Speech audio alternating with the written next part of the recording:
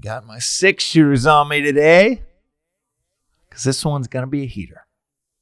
Back with another reflection on the Daily Vedantic. And today's reflection is on one of my favorite poems. Never thought I'd even say that sentence. And yet, when you find spiritual philosophical poems that speak to you, you tend to think about them quite often. I think about this one all the time. It's called The Olive Tree, which we'll touch on here in a second. This has business implications. It is this philosophy. I've never come across anything that is as helpful for business, for family, for self-management. So relevant across all three of those. And I'm going to use a bit of it because I'm going to stay focused in the midst of my daughters going crazy on the trampoline right outside that you might get to hear. I'm pulling the poem from, it is a poem by Sabine Baring-Gould, but it's actually in a few of Swamiji's books. He loves his Shakespeare and a lot of Western poems. But this poem that he will talk about at the ashram all the time, and it's mentioned in a few of his books. I'm going to read a section before it and after it from The Holocaust of Attachment. This is maybe my favorite intro book to this philosophy, The Holocaust of Attachment. It's quite the dramatic name, Holocaust of Attachment. And when Swamiji was asked, he's 97 now, so this was probably 15 years ago. At 82, when he wrote this, what made him want to title it that? He said, that's what it is.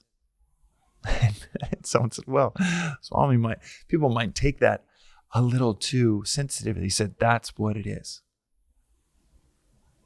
A Holocaust because of our attachments to our selfish desires, our things, people. It is, like I said, quite the title, but the book itself is so damn relevant and helpful to outline the problem. It's not necessarily the text that talks about the solution to the problem. That's more like Vedanta Treatise, which I talk about on the podcast often.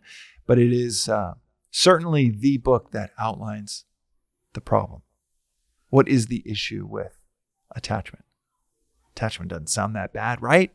You can be attached to a goal you have in your career, attached to name, attached to reputation, attached to wealth. You could be attached to those things, and it's not that bad, right? This philosophy, going back to the Upanishads, to when Buddha said it, saying all life is dissatisfaction, sometimes translated to suffering. But dukkha, that could be translated to dissatisfaction. Perhaps more accurately, all life is dissatisfaction. And the root of all of that is attachment. Our suffering, our dissatisfaction, our pain, our anguish, our agitation, all comes from the disease, the virus of attachment, according to this ancient philosophy. So this book talks about why attachment. If you have that question, it doesn't sound that bad. This book, in probably an hour and a half read, walks you through why it is such a big deal.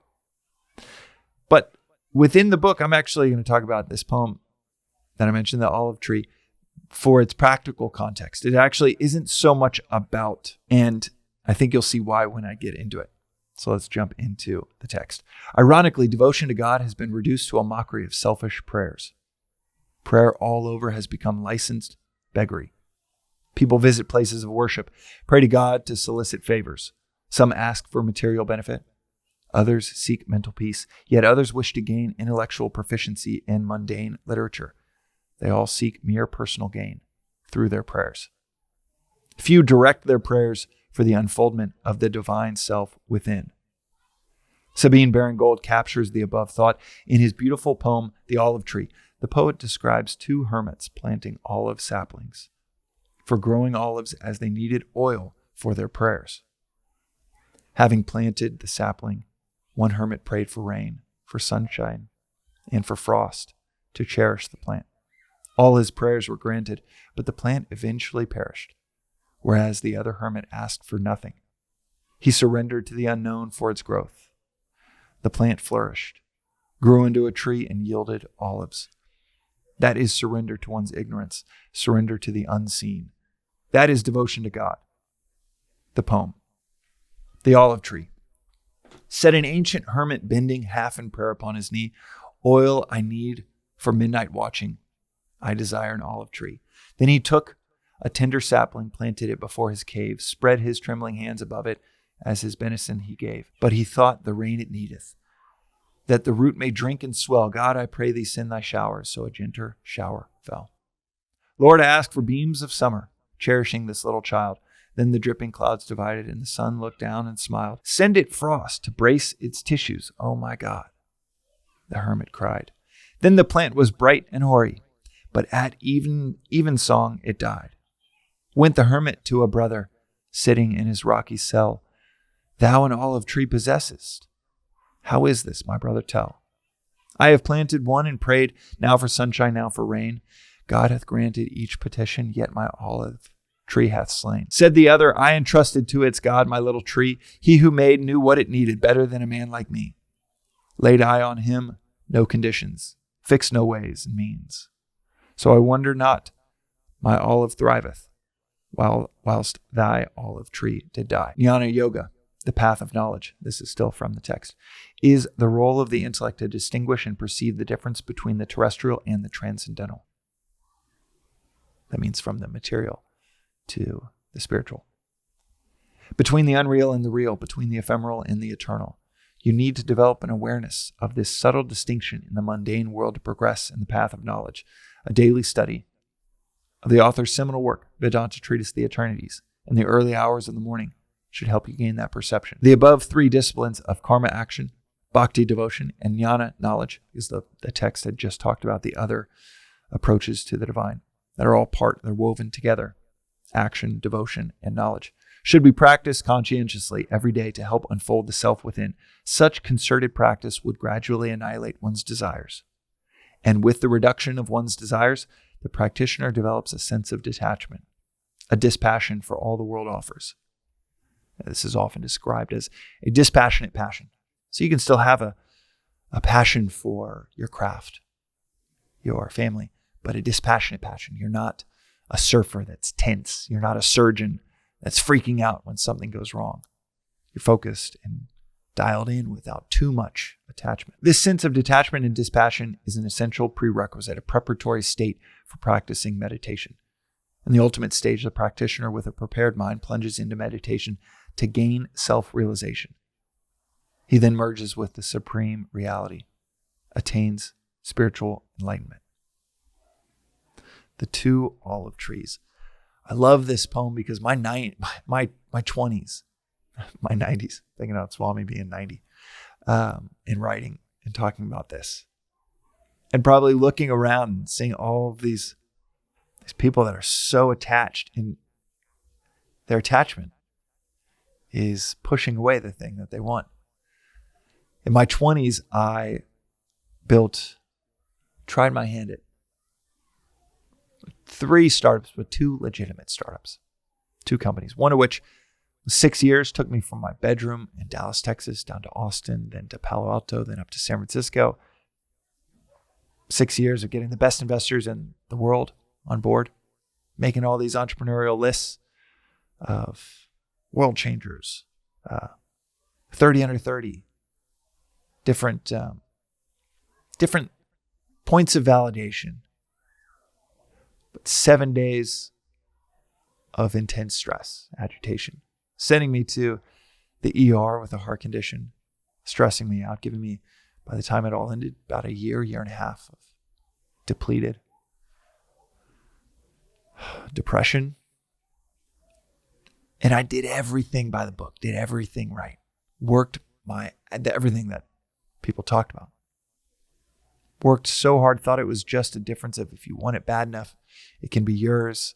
And if you don't have it, you need to want it even more. You need to work even more. You're not leaving it all on the court, as they say in basketball. What a load of shit.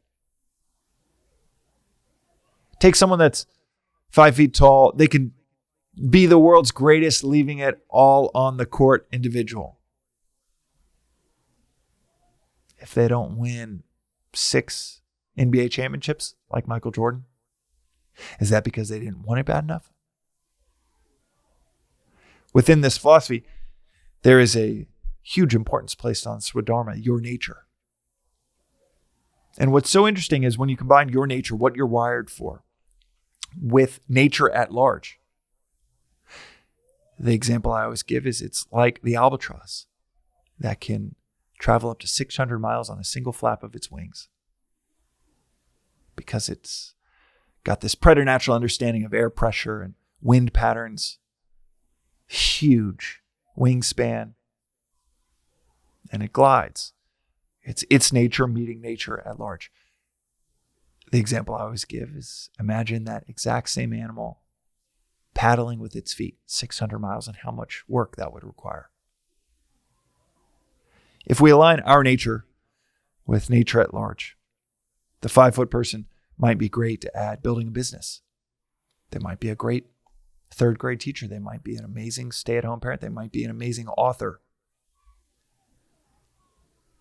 If they lean into what they're wired for, play the game that they are uniquely wired to play. Listen to that internal thought. It says, okay, if money was not a factor, if they had all the money in the world, what would they do? Where do they lose themselves in flow? Whatever it is, maybe the thing that they loved at 5 and 6 years old and then they stopped doing because, I don't know, they got the signals that there's no commercial value in that. I'm not saying they need to drop their job, that you need to drop your job to do that immediately, but reflecting on what you're wired for. Slowly but surely building out a life that aligns that with your community will lead to a flow, a groove, effortless effort, to where you're like the surfer, 2-3 paddles and boom, gliding and letting the wave do all of the work.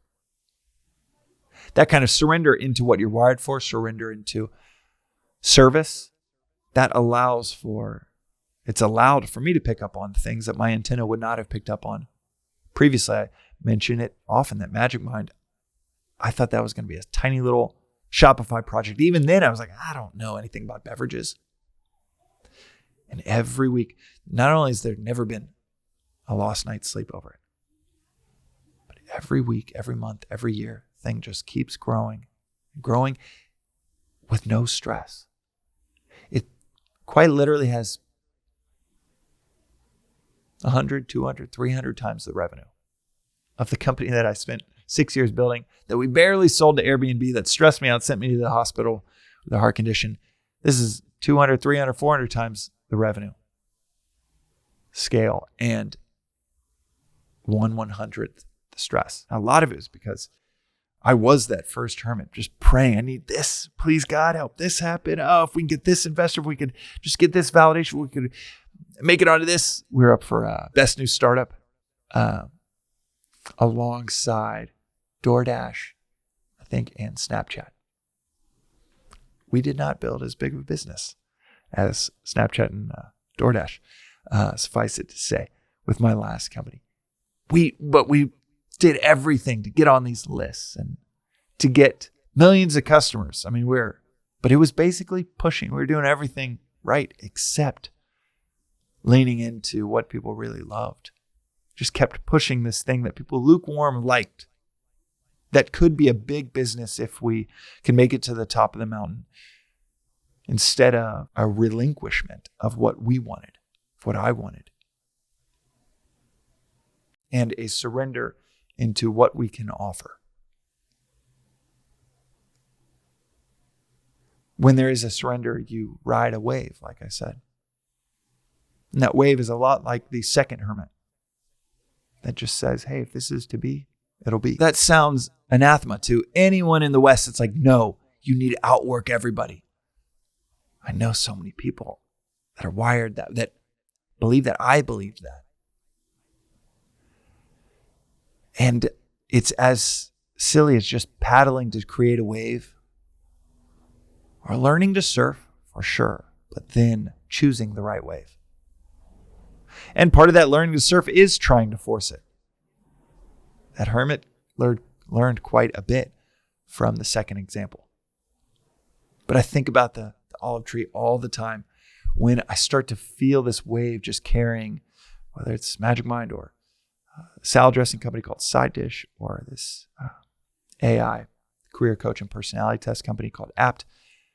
These three companies that we started, there's just waves beneath them. And whenever I think to myself, is it supposed to be this seemingly effortless? And I think about the olive tree. Don't get me wrong. We work hard. It's like the first thing I say when someone says, oh man, I love your product. I say, well, we worked really hard on that. And it's true. We did. And it was a decade of kind of learning how to surf before catching a wave. But when I also think about how did this all happen, I just think, oh yeah, that was a olive tree that was supposed to grow.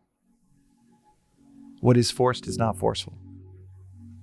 It wasn't forced. It was listened to, received.